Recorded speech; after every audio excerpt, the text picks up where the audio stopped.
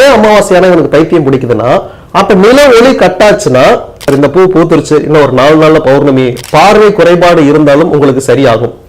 அதுல நீங்க பௌர்ணமி அன்னைக்கு அந்த மலையில போய் இருந்துட்டீங்க அப்படின்னா, நீங்க இங்க 10 தடவை சார்ஜ் போடுறது அங்க ஒரே தடவை சார்ஜ் போடுற மாதிரி.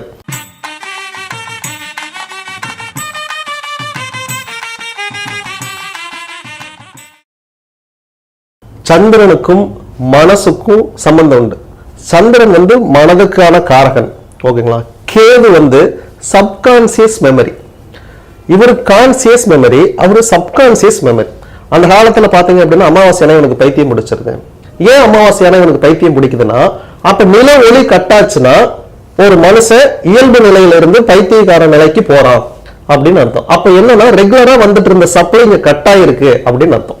இதே அமாவாசையில இருந்து ஒரு 5 நாள் கழிச்சு பாத்தீங்கன்னா ஒரு நார்மல் ஆயிடுவாரு. அப்ப என்ன ஆகுது அப்படின்னா மீண்டும் நிலவுல இருந்து சப்ளை இந்த பூமிக்கு வர ஆரம்பிச்சிருச்சு. அப்ப தமிழ்ல இந்த நிலவுக்கு கரெக்டா பேர் வச்சிருக்காங்க. என்னன்னு வச்சிருக்காங்கன்னா மதின்னு பேர் வச்சிருக்காங்க. மதி அப்படின்னா அறிவு. அறிவு கரெக்டா இருந்துச்சுன்னு ஒருத்தர் பைத்தியம் பிடிக்காது. மதி கெட்டவன் தான் பைத்தியகர். ஓகேங்களா, இப்ப புரிஞ்சுச்சா? அப்ப நிலவுக்கும் அறிவுக்கும் நீங்க சம்பந்தம் உண்டு, நிலவுக்கும் மனசுக்கும் சம்பந்தம் உண்டு.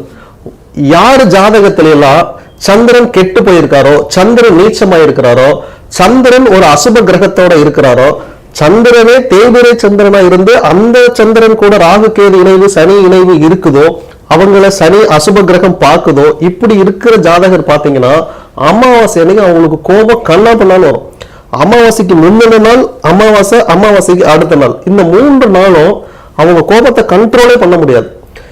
ரெண்டாவது, அதுல இருந்து ஒரு 4வது நாள் பாத்தீங்கன்னா அவங்களே ரியலைஸ் பண்ணுவாங்க, பேசாம அன்னைக்கு இந்த பிரச்சனையை நான் ஷார்ட்டா முடிச்சிருக்கலாம், டென்ஷனே ஆயிருக்கனால இது ஒண்ணும் இல்லாத பிரச்சனை, விட்டுனாலும் அதுவே தீர்ந்திருக்கும், நானே தேவையில்லாம உள்ள போய் கத்தி கூப்பாடு போட்டு இது பெருசாக்கிட்டேன், ஏன் இது அன்னைக்கு உரைக்கல, அன்னைக்கு அமாவாசை, அன்னைக்கு இந்த இடத்துக்கு 0 எதுவுமே தோணாது, உதயமே ஆகாது, இன்னைக்குதான் இங்க உதிச்சிருக்குது. அப்ப இரவில் மலரும் அல்லிப்பூன்னு கேள்விப்பட்டிருப்பீங்க. ஆக்சுவலி இரவில் மலரும் அல்லிப்பூ இல்ல, நிலவின் ஒளி எப்போது கரெக்டா அந்த மகரந்தத்தின் மேல படுதோ அப்ப அந்த பூ பூக்கும். அப்ப அமாவாசை அன்னைக்கு அல்லிப்பூ பூக்குமானா பூக்காது. பௌர்ணமி அன்னைக்கு பாத்தீங்க அப்படின்னா அப்படியே பூத்து குழுங்கும் மனமே. நீங்க வெள்ளியங்கிரி மலை போறீங்க இல்லையா, வெள்ளியங்கிரி மலைக்கு நீங்க பௌர்ணமியில போனீங்கன்னா சில பூக்கள் அந்த அதுவே அடையாளம். நீங்க நைட்டு டிராவல் பண்றவங்களுக்கு உங்களுக்கு தெரியும், இந்த பூவெல்லாம் பூத்து இருக்குது அப்படின்னா ஓகே பௌர்ணமி நெருங்கிட்டு இருக்கு அப்படின்னு அர்த்தம். நான் இந்த இரவு பிரயாணம்லாம் நிறைய பண்ணுவேன். எனக்கே அந்த காட்டுல இருக்கிறவங்க அவங்களாம் எனக்கு சொல்லி கொடுப்பாங்க, சார் இந்த பூ பூத்துருச்சு, இன்னும் ஒரு 4 நாள்ல பௌர்ணமி அப்படிம்பாங்க. இப்ப இப்படிலாம் அர்த்தம் இருக்குதா? நாம இது வரைக்கும் காட்டுவாசியே இருந்தப்ப அவங்க என்னென்ன அடையாளம் வச்சிருப்பாங்கன்னு பாருங்க. அப்ப ஒரு மனிதன் சாந்த நிலையை அடையணும் அப்படின்னா அவன் சந்திரன் வழிபாடு பண்ணணும். இப்ப எனக்கு சரி சார் இந்த மாதிரி ஜாதகத்துல பிரச்சனை இருக்கு, இதை எப்படி நான் சரி பண்ணிக்கிறது அப்படின்னா 3 நாள் ஃபர்ஸ்ட் வளர்பிறையில இருந்து 3ஆம் பிறை நாம் எல்லாம் நில ஒளியை கண்டிப்பாக பார்க்க வேண்டும், வெறும் கண்ணால் பார்க்க வேண்டும். 1. 2வது, பௌர்ணமி அன்னைக்கு ஒரு கண்ணாடி பவுல்ல தண்ணி வெளியே ஓப்பன் ஸ்பேஸ்ல வச்சிருங்க, நில ஒளி முழுவதும் அதுல படணும். அதுல நீங்க ஃபேஸ் வாஷ் பண்ணணும். 2வது, அந்த தண்ணியை கொஞ்சம் இந்த கீழே இங்க தேய்க்கிறீங்க அப்படின்னா பார்வை குறைபாடு இருந்தாலும் உங்களுக்கு சரியாகும்.